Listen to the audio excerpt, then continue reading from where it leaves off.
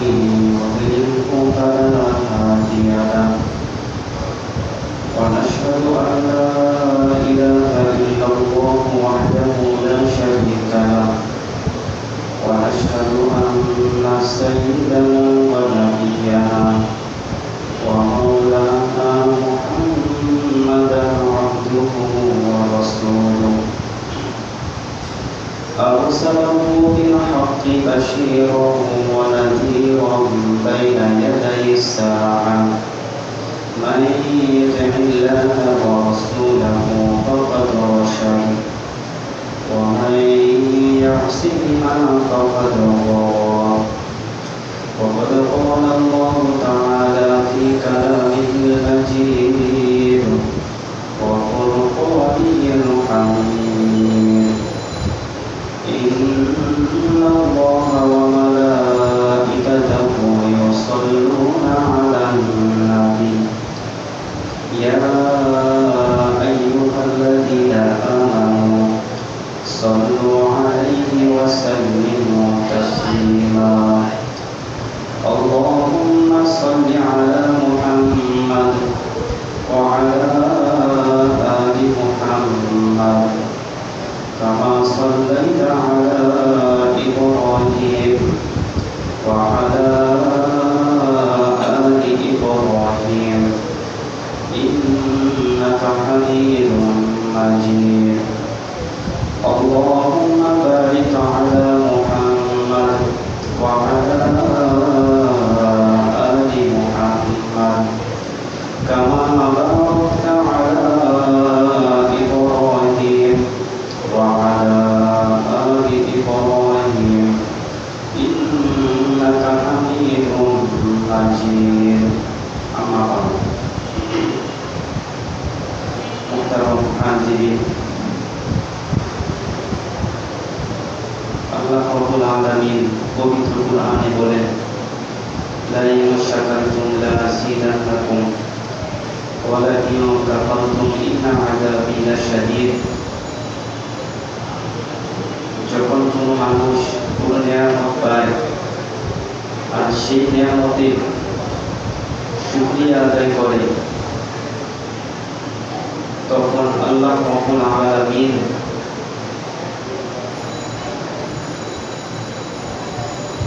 যারা শুকরিয়া আদায় করবে তাদের নিয়ামতকে আল্লাহ রাব্বুল আলামিন বৃদ্ধি করে দেন। সুবহানাল্লাহ। আমরা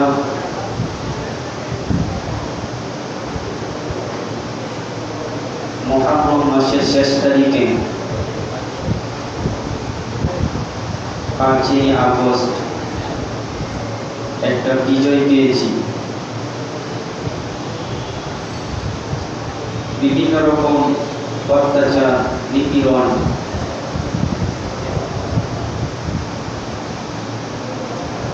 সহ্য করতে হয়েছে বহুদিন। আপনি একটা ট্রেনের টিকিট কিনতে যাবেন,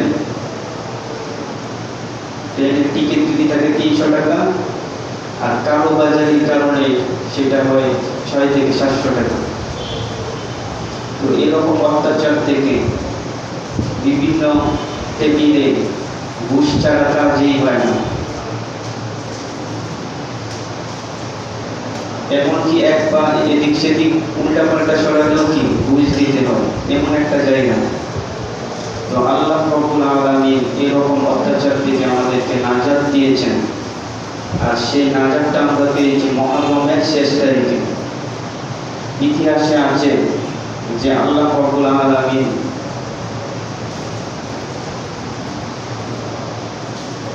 মুসা আলাইহিস সালাতু ওয়াস সালাম তার সম্প্রদায়কে নাজাত দিয়েছিলেন মুহররমের 10 তারিখে ফেরাউনের অত্যাচার থেকে। তো এরকম বিভিন্ন ইতিহাস আমরা আগেও জেনেছি যে অত্যাচার করে সেটা থেকে মুহররম মাসে নাজাত পায়।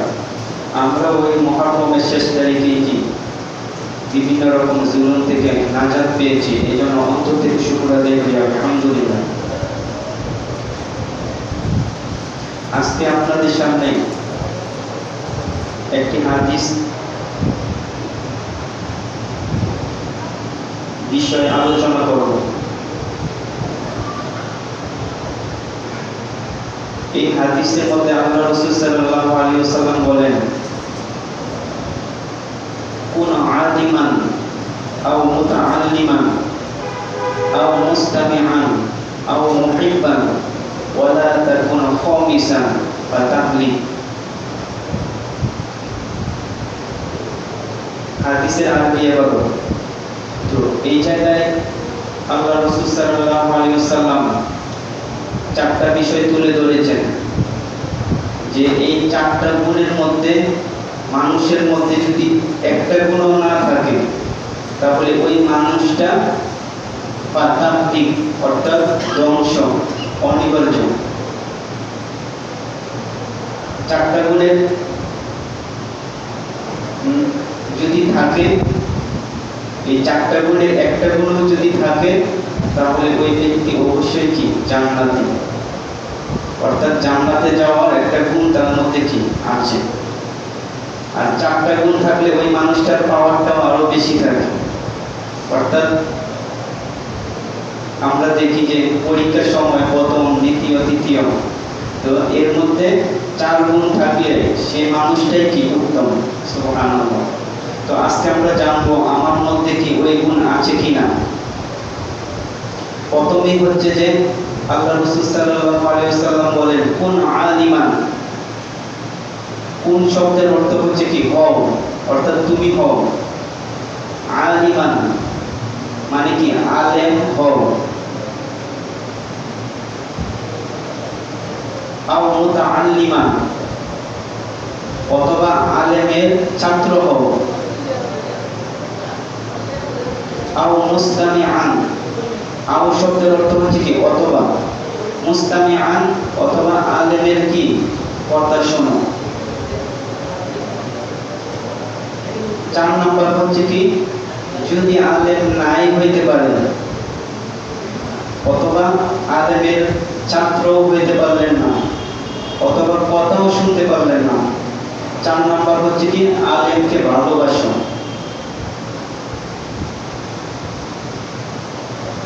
প্রথম গুণ হচ্ছে আলেম হও অথবা আলেমের কথা শোনো অথবা আলেমের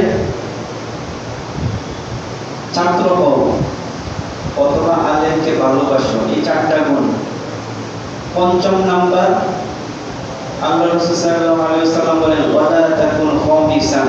তাকুন শব্দের অর্থ কি ওয়ালা, ওয়া মানে এবং, লা মানে কি না। ওয়ালা তাকুন খামিসান অর্থাৎ 5ম নাম্বার ব্যক্তি হলো না, অর্থাৎ 4 গুণ আপনার একটা গুণও কি আপনার মধ্যে নাই। আর ওই একটা গুণ না থাকাই হচ্ছে কি 5ম নাম্বার ব্যক্তি। 5ম নাম্বার ব্যক্তি বলে কি হবে তাহলিক। তাহলিক শব্দের অর্থ হচ্ছে কি ধ্বংস। তো এটা একটু বিস্তারিত বিষয় আমাদের জানা দরকার। আলেম কাকে বলে,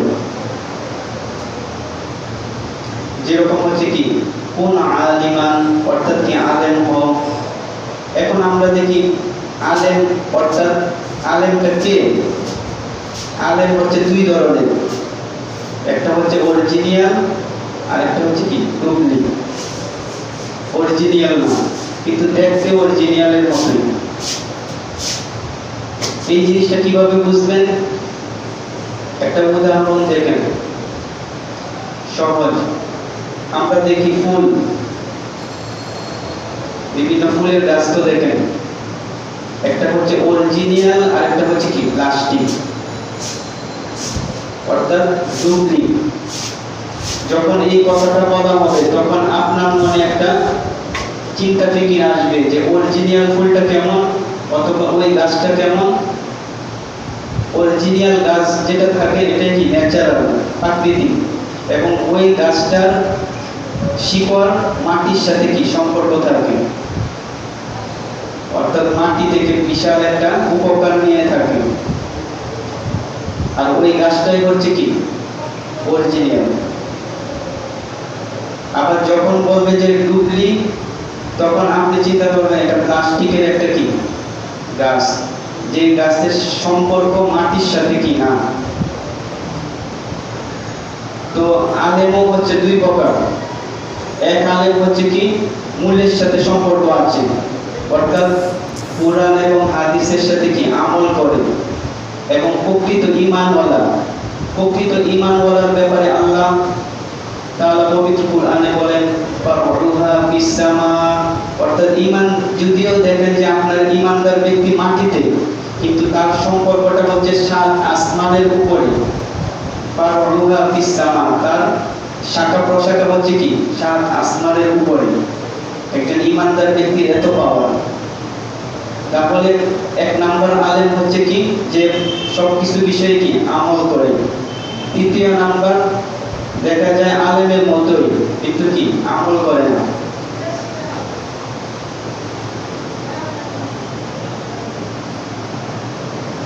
অর্থাৎ প্লাস্টিক ফুল যেরকম, গাছ ঠিক ওই রকমই দেখতে দেখা যায় অরিজিনাল গাছের মতো, কিন্তু আসলে কি সেটা অরিজিনাল না। এরকম মুসল্লিদের মধ্যেও কি একই অবস্থা। কিছু মুসল্লি কি কিছু নামাজি মূল নামাজি, আর কিছু নামাজি হচ্ছে কি ওই প্লাস্টিক নামাজি। এই উদাহরণ জানলে আপনি দুই জিনিস বের করতে পারবেন সহজে, অর্থাৎ কোন লোকটা ভালো আর কোনটা কি মানে অরিজিনালের মতো চলে। তো আলেমের মধ্যে হচ্ছে কি দুই প্রকার, প্রত্যেকটা মানুষই কি দুই প্রকার, অর্থাৎ ভালো মন্দ। ভালোটার সম্পর্ক ফারউহা ফিস-সামা, সাত আসমানের উপরে, আর যেটা মন্দ তার সম্পর্ক সাত আসমানের উপরের সাথে নাই। তো প্রকৃত আলেম আমরা কাকে বলে সেটা আমরা জানতে পারলাম, যে কোরআন এবং হাদিসের সাথে সম্পর্ক থাকে মূলের সাথে। তারপর দ্বিতীয় নম্বর হচ্ছে কি আলেমের ছাত্র হওয়া। যারা মাদ্রাসায় পড়েছে অথবা কোনো আলেমের কাছে পড়েছে, অর্থাৎ তারা কি আলেমের ছাত্র হওয়ার কি সুযোগ পেয়েছে। কিন্তু দেখা যায় বেশিরভাগ মানুষই কি আলেমের কাছে পড়ার মতো অথবা কোরআন শিক্ষার মতো কি সুযোগ হয় নাই। তাহলে তিনি তৃতীয় নাম্বার গুণ কি নাই। এক নাম্বার গুণ কি সবাই কি আলেম হইতে পারে, অর্থাৎ এক নাম্বার গুণ আপনার মধ্যে নাই। দেখা যায় আলেমের কাছে আপনি কিছু করতেও পারলেন না, তার মানে তৃতীয় নাম্বার গুণটাও আপনার মধ্যে নাই। তৃতীয় নাম্বার হচ্ছে কি মুস্তামিআন শব্দের অর্থ হচ্ছে কি আলেমের কথা শোনা। অর্থাৎ আপনি আলেম হইতে পারলেন না অথবা আলেমের কাছে পড়তে পারলেন না, কিন্তু দেখা যায় আলেমের কথা অনুযায়ী জীবনযাপন করে, কোরআন এবং হাদিসের যে ব্যাখ্যাগুলো করা হয় ওই ব্যাখ্যা অনুযায়ী নিজের জীবনকে পরিচালনা করে। তাহলে আপনার মধ্যে তৃতীয় নাম্বার গুণটা কি আছে। যে কারণে আমরা শুক্রবারের নামাজে কিছু আলোচনা করি, আপনারাও শুনে, তার মানে যারা আগে উপস্থিত হইতে পারে অথবা শুক্রবারের নামাজে আলোচনা শুনতে পারে, তাদের মধ্যে তৃতীয় নাম্বার গুণটা কি আছে। সুবহানাল্লাহ। তার মানে নাজাত পাওয়ার তৃতীয় নাম্বার গুণটা কি আমাদের মধ্যে কি আছে। আল্লাহ তাআলা তৃতীয় নাম্বার গুণ দিয়েছেন। কিন্তু চতুর্থ নাম্বার গুণ কি, অর্থাৎ মুহিব্বান শব্দের অর্থ হচ্ছে কি ভালোবাসা আলেমকে। দেখা যায় আপনি আলেম হইতে পারলেন না অথবা আলেমের ছাত্রও না অথবা আলেমের কথা শোনারও কি সুযোগ হয় না, কিন্তু আলেমকে কি ভালোবাসেন। অর্থাৎ ওই ব্যক্তিটা হচ্ছে কি কোনো কারণে কি যাবজ্জীবন কারাদণ্ড হয়, জেলে পতিত হয়, কিন্তু ওই মানুষটা আলেম হওয়ারও সুযোগ থাকে না, আলেমের কাছে পড়ারও সুযোগ থাকে না অথবা আলেমের কথা শোনারও কি সুযোগ থাকে। একটা মানুষ কোনো অপরাধের কারণে সে কি বিভিন্ন কারাবন্দী হয়ে যায়, যে কারণে তিনটা গুণ অর্জন করা তার পক্ষে সম্ভব না। আল্লাহ রাসূল সাল্লাল্লাহু আলাইহি ওয়াসাল্লাম তার ব্যাপারেও বলেন, সে যদি আলেমকে ভালোবাসে সেও কি নাজাত পাবে। সুবহানাল্লাহ। কিন্তু দেখা যায় প্রথম গুণ আলেম হওয়া অথবা আলেমের কথা শোনা অথবা আলেমের ছাত্র হওয়া অথবা আলেমকে ভালোবাসা, এই চারটা গুণের একটাও কি নাই, তখন ওই ব্যক্তিটা কি ধ্বংস। যেরকম আপনারা দেখবেন অতীতে ফেরাউন মুসা আলাইহিস সালাতু ওয়াস সালাম দাওয়াত নিয়ে গিয়েছিলেন, কিন্তু তিনি মুসা আলাইহিস সালাতু ওয়াস সালামকে কি ফেরাউন আলেমও হইতে পারে নাই, আলেমের ছাত্রও হইতে পারে নাই, আলেমের কথাও শুনে নাই। অর্থাৎ মুসা আলাইহিস সালাতু ওয়াস সালামকে ভালোবাসার গুণও কি তার মধ্যে ছিল না, যে কারণে ফেরাউন এমন ভাবে ধ্বংস হয়েছে ইতিহাসের পাতায় কি আছে। এরকম ভাবে নমরুদ, তার মধ্যেও কি চার গুণের একটা গুণ নাই। আবু জাহেল, উতবা, সাইবা, তাদের মধ্যে এই গুণ ছিল না, যে কারণে তারা হচ্ছে পঞ্চম নাম্বার ব্যক্তি। কাজেই আমাদের মধ্যে চার গুণের একটা গুণ অবশ্যই থাকা দরকার, না থাকলে আমরাও কি পঞ্চম নাম্বার ব্যক্তি হয়ে যাব। যে কারণে দুনিয়াতেও লাঞ্ছনা, আখিরাতে তো লাঞ্ছনা থাকবে। উদাহরণস্বরূপ দেখেন, আমরা এই সূরাটা কি পারি পবিত্র কোরআনের 30 পারায়, সূরাতুল লাহাব। আল্লাহ তাআলা বলেন, তাব্বাত ইয়াদা আবি লাহাবিন ওয়া তাব মা আগনা আনহু মালুহু ওয়া মা কাসাব সায়াসলা নারান যাতা লাহাব ওয়া ইমরাতুহু হাম্মালাতাল হাতাব ফি জিদিহা হাবলুম মিন মাসাদ। এই যে একটা ছোট্ট একটা সূরা কখন নাযিল হয়েছিল? যখন আল্লাহ রাসূল সাল্লাল্লাহু আলাইহি ওয়াসাল্লাম মক্কাতে কিছু মানুষকে ডেকেছিলেন দাওয়াতের জন্য। একটা পাহাড়ের চূড়ায় দাঁড়িয়ে তিনি আল্লাহ তাআলার দিকে আহ্বান করেছিলেন কিছু মানুষকে, যে এক আল্লাহ ছাড়া কারোর সামনে কি মাথা নত করা যায় না। কোন মূর্তি, সেটা হচ্ছে আমাদের হাতের বানানো, যে বানিয়েছে সে খোদা হওয়ার যোগ্য, কিন্তু মূর্তি কোন সময় কি খোদা হইতে পারে না। এরকম বিভিন্ন কথা কি তিনি বুঝিয়েছেন, কিন্তু মেন কথাটাই হচ্ছে কি আল্লাহ তাআলা সৃষ্টি করেছেন, তার সামনে কি মাথা নত করতে হবে। তো এই কতগুলো আলোচনা যখন করেছিলেন, তখন আবু লাহাব ওই মজলিসে আসলেন, এসে তার হাতে কি পাথর নিলেন, নিয়ে আল্লাহ রাসূল সাল্লাল্লাহু আলাইহি ওয়াসাল্লামের দিকে কি নিক্ষেপ করলেন। যে কারণে স্বয়ং আল্লাহ তাআলা আবু লাহাবের প্রতি কি গজব দিয়েছেন। কি গজব? যে তাব্বাত। তাব্বাত শব্দের অর্থ হচ্ছে কি ধ্বংস হও। দেখেন, কোন মানুষ গজব দেয় নাই, কে দিয়েছে? কোন নবীও না, স্বয়ং আল্লাহ তাআলা রাগান্বিত হয়েছে কার বিষয়ে? আবু লাহাবের বিষয়ে। কি বলে? তাব্বাত ইয়াদা আবি লাহাব। আবি লাহাব শব্দের অর্থ হচ্ছে কি একজন মানুষের নাম, আর তাব্বাত হচ্ছে শব্দের অর্থ হচ্ছে কি ধ্বংস হও। ইয়াদা শব্দের অর্থ হচ্ছে কি দুই হাত, যে দুই হাতে পাথর নিয়েছিল শেষ নবীকে কি নিক্ষেপ করার জন্য। তখন আল্লাহ তাআলা তাকে গজবের একটা বাক্য, প্রথম বাক্যটা কি হচ্ছে? তাব্বাত ইয়াদা আবি লাহাবিন ওয়া তাব। অর্থাৎ আবু লাহাবের দুই হাতে কি ধ্বংস হোক। ইয়াদুন শব্দের অর্থ হচ্ছে কি হাত, ইয়াদা মানে দুই হাত। তারপর আল্লাহ তাআলা বলেন, মা আগনা আনহু মালুহু ওয়া মা কাসাব। মা শব্দের অর্থ হচ্ছে যা কিছু সে জীবনে অর্জন করেছিল, সম্মান, টাকা পয়সা ইত্যাদি। মা আগনা, আগনা শব্দের অর্থ হচ্ছে কি ধন সম্পদ। আগনা আনহু মালুহু ওয়া মা কাসাব। কাসাব মানে অর্জন করা। অর্থাৎ সবকিছুই কি সম্মান, ধন সম্পদ ইত্যাদি সবকিছুই কি ধ্বংস হবে। প্রথমে বলছে হাত। হাত বলা মানে কি হাত টানলে দেখবেন কি পুরা বডি কি যায়। এই কারণে পা কেন বলে নাই, অথবা মাথা, চোখ ইত্যাদি ওইগুলো কেন বলে নাই?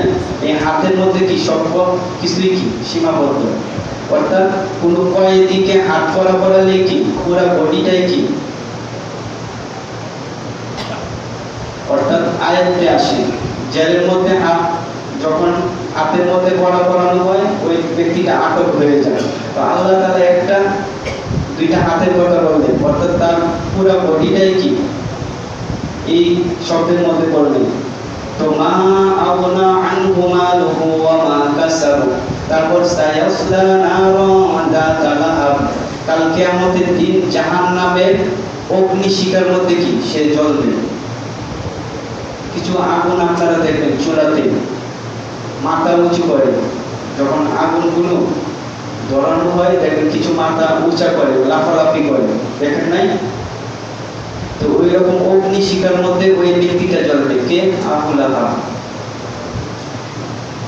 সায়াসলা নারান যাতা লাহাবিন ওয়া ইমরাতুহু হাম্মালাতাল হাতাব ফি জিদিহা হাবলুম মিন মাসাদ। তারপর পরের বাক্যগুলোতে বললেন যে তার স্ত্রী কি করত? দেখা যায় বিভিন্ন জায়গা থেকে পাহাড়ের চূড়া থেকে কি কাঠ বহন করত মাথা করে, এবং তার স্ত্রীও যে কাঠ বহন করত সেও কি জাহান্নামে যাবে। অর্থাৎ আবু লাহাবের সহযোগী যারা ছিল সবকিছুই জাহান্নামে যাবে। আজকে দেখুন এই সূরাটা আল্লাহ তাআলা নাযিল করে কিয়ামত পর্যন্ত যত মানুষ এই সূরা পড়বে, আর এই সূরা পড়াই মানে কি গজব দেওয়া, বুঝছেন তো? প্রত্যেকটা মানুষই কি প্রতিদিন তেলাওয়াত করে, তেলাওয়াত করাই মানে কি গজব। যেমন একজন মানুষ চুরি করলো, প্রতিদিনই বলে যে চুর চুর চুর, তখন কি অপমান হয় না? তো যত মানুষ এই সূরা পড়বে আবু লাহাবের উপর প্রত্যেকটা মানুষই কি গজব দিতে থাকবে। আবু লাহাব কিন্তু একটা না, আপনারা দেখবেন মোবাইলের শোরুমে মোবাইল থাকে কিনা একটা স্যাম্পল রাখে, কিন্তু দুনিয়াতে যে একটাই মোবাইল এরকম না, আপনি চাইলে কি আরো পাবেন। তো আল্লাহ তাআলা কোরআনে একজন মানুষকে কি উঠায় রাখলেন যে এই স্যাম্পল অনুযায়ী আরো যত গুণ পাওয়া যাবে, ওই মানুষটাও কি আবু লাহাব। কাজেই আমরা এই হাদিস থেকে জানলাম যে হও আলেম, অথবা আলেমের ছাত্র হও, অথবা আলেমের কথা শোনো, অথবা আলেমকে ভালোবাসো। এই চারটা গুণ না থাকলে পাতাহলি একটা মানুষ অনিবার্য ধ্বংস। এই জন্য আমাদের মধ্যে এরকম গুণ যেন না থাকে যে আলেমের সাথে খারাপ ব্যবহার করে। যেই জাতি আলেমের সাথে খারাপ ব্যবহার করবে ওই জাতিটাই দুনিয়াতে কি অপমান বোধ করতে হবে। তো আল্লাহ তাআলা আমাদেরকে এরকম হাদিসের উপর যেন আমাদের চার গুণের একটা গুণ থাকে, আল্লাহ তাআলা তৌফিক দান করুন, আমিন।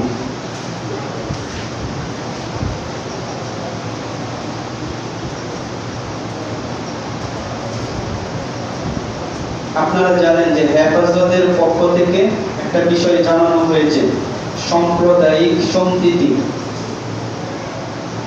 এই সম্প্রীতিটা কি নিয়ে আলোচনা। সম্প্রীতি মানে হলো, ছোট্ট করে যে সম্প্রীতি মানে হলো অপরের সাথে আন্তরিকতা পূর্ণ আচরণ করা, অর্থাৎ সব সময় সমভাব বজায় রেখে মিলেমিশে চলা। যেরকম একটা সমাজ গঠন হয়, একটা পরিবার গঠন হয় কি একজন আরেকজনের সহযোগিতার মাধ্যমে। আবার কতগুলো পরিবার একসাথে সুন্দরভাবে চলাফেরার মাধ্যমে কি একটা সমাজ গঠন হয়। আবার বহু সমাজ নিয়ে একটা কি জাতি গঠন হয়। তো এই জাতির মধ্যে দ্বিধাদ্বন্দ্ব যদি থাকে, অর্থাৎ একজন আরেকজনকে যদি ভালো না বাসে, ঝগড়া ফাসাদ হয়, তাহলে কোনো জাতি কি চলতে পারবে না। যেরকম একটা পরিবারের সদস্যদের মধ্যে ঝগড়া থাকলে তো ওই সদস্যদের মধ্যে কি কষ্ট হবে চলতে, কিন্তু পশু পাখির মধ্যে কি সেটা নাই।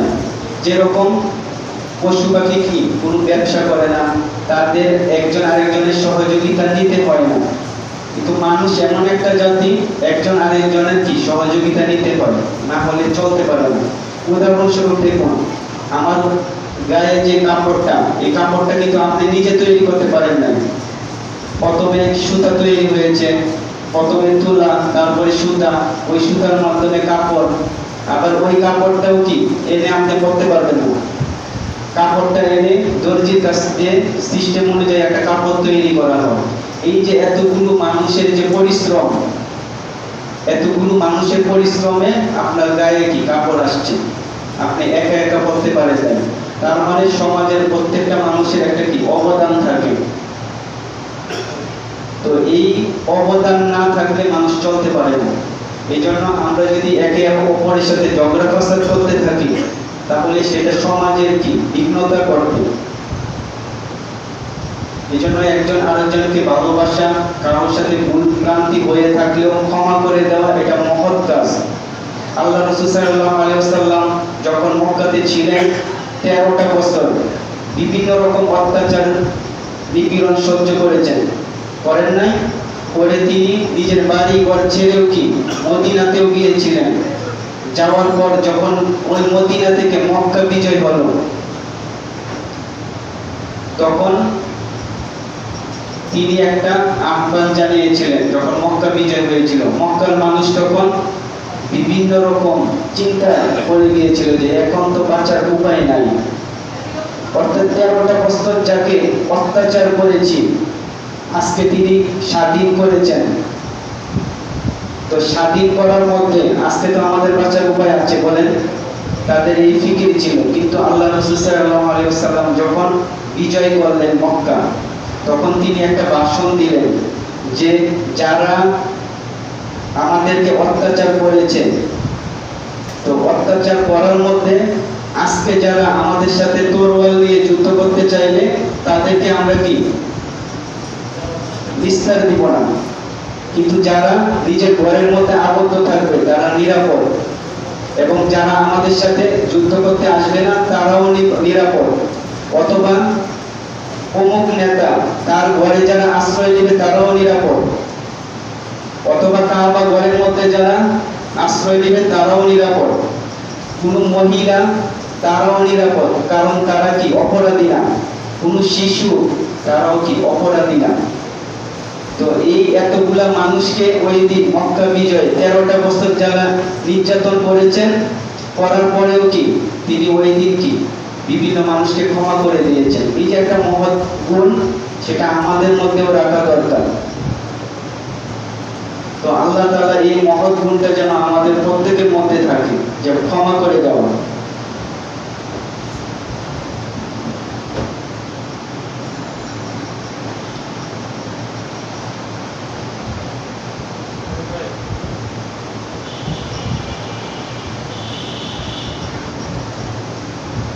এখন কিছু বিষয় নিয়ে আলোচনা করব আমাদের মসজিদ সম্পর্কে। যেহেতু আমাদের মসজিদের কমিটি এই মুহূর্তে না থাকায়, তো এই যে অসম্পূর্ণ কাজগুলো সেটি সমাধান করার জন্য আমরা ফিকির নিয়েছি। অর্থাৎ আপনারা দেখবেন উপরে যে সেন্টারিং কিছু হয়েছে, আবার কিছু বাকিও। তো এই কাজগুলো সমাধান না করলে দেখা যায় আমাদের বিরাট একটা কি ক্ষতি হবে। তো কাজেই এই মুহূর্তে এই কাজগুলো সম্পাদন করার জন্য আমরা আলোচনা করেছি যে বর্তমানে যারা 5 ওয়াক্ত নামাজ পড়েন বা সব সময় থাকতে পারেন, এবং আপনারা সব সময় একে অপরের সাথে সব সময় পান, এই হিসাবে আমরা কয়েকজনকে নির্ধারণ করেছি। 1 নম্বর হচ্ছে আমাদের রঞ্জু সাহেব, তিনিও থাকবেন, এবং মাজহার আঙ্কেল, আবার 52 গলির আব্দুল মালিক চেয়ারম্যান সাহেব, হয়তো আপনারা কেউ চিনবেন অথবা চিনবেন না, এবং টিটু ভাই, তারপর আমিও আছি, এবং আরো কয়েকজন, যেরকম এই 53 গলির মুরব্বী আছেন, ওনার নামটা না, তো উনিও থাকবেন। আর আপনারা যারা মুরব্বী আছেন কয়েকজন, এই কাজের জিনিসটা কি অর্থাৎ সম্পাদন করতে হবে। যে কিভাবে আমাদের এই অসম্পূর্ণ মসজিদটা সেটা সুন্দরভাবে গঠন করা যায়। এই জন্য এই কয়েকজন এই বিষয়টাকে খেয়াল রাখবেন। এবং টুকন ভাই, তো আমার নাম সবার কি জানা নাই, যারা থাকেন তো এই বিষয়ে আমরা মসজিদটা কিভাবে সুন্দরভাবে কি করা যায় এই বিষয়ে আমরা পরিকল্পনা নিয়েছি। তারপর শিমুল ভাই, পলাশ ভাই, আরো অনেকে আছেন, সবাই থাকবেন। বাকি যারা আছেন তারা হচ্ছে কি মসজিদের অর্থাৎ সবাই সদস্য। আপনারা যারা আছেন এই মসজিদের প্রত্যেকেই কি সদস্য। বাকি আরেকটা বিষয় হচ্ছে কি কোনো ধরনের সমস্যা হলে এটা আমাকে জানাবেন যে এই সমস্যাটা হচ্ছে, এটা আমি যেভাবেই পারি নিরসন করব। অর্থাৎ বললে আমি সেটা সবার সাথে কি আলোচনা করব। তো এই কয়েকজন মসজিদের কাজগুলো সুন্দরভাবে করার জন্য আমরা পরিকল্পনা করেছি। আল্লাহ তাআলা যেন সুন্দরভাবে করার তৌফিক দান করেন, এই জন্য অন্তর থেকে বলি আমিন। আপনারা সবাই কি মতামত দিবেন সদস্য হিসাবে। তো এই আমরা ইচ্ছা করেছি আগামীকাল থেকেই কি অসম্পূর্ণ কাজগুলো সম্পাদন করার জন্য আগামীকালকেই কি ঢোকা যাবে। তো এই মুহূর্তে আমাদের কিছু টাকাও দরকার কালেকশনের। তো এই কিছু ফান্ড আগে ছিল 1,30,000। এই 2 দিনের মধ্যে ইনশাআল্লাহ আমাদের আরো 1.5 লক্ষ টাকা কি হাতে এসেছে। তো মোট আছে আমাদের কাছে 30 লক্ষ, মানে 3 লক্ষ টাকা। তো আরো দেখা যায় 5 থেকে 7 লাখ টাকা প্রয়োজন। তো ফিকির করেছি আপনারা যদি নগদ টাকাটা দেন তাহলে দেখা যায় সেটা আমরা কাজটা আরো সহজে হবে। এই মুহূর্তে কি দেওয়ার মতো কেউ আছেন? যেরকম আরেকটু কথা বলে নেই যে শিমুল ভাই, 52 বলে শিমুল ভাই উনি দিয়েছেন 1 লক্ষ টাকা, না 25,000 টাকা। পলাশ ভাই দিয়েছেন 1 লক্ষ টাকা। আবার শিমুল ভাইয়ের 2 আত্মীয় 10 করে 20,000 টাকা দিয়েছেন। আর আগের ছিল যে 1,30,000। এই সবগুলো মিলিয়ে এত টাকা হয়েছে। তো আশা করি আজকে দেওয়ার মতো কেউ আছেন, মানে 10 অথবা 50, 1 লক্ষ টাকা। আমাদের 4 টন রড লাগে। এই মুহূর্তে কেউ কি দেওয়ার মতো আছেন বলবেন?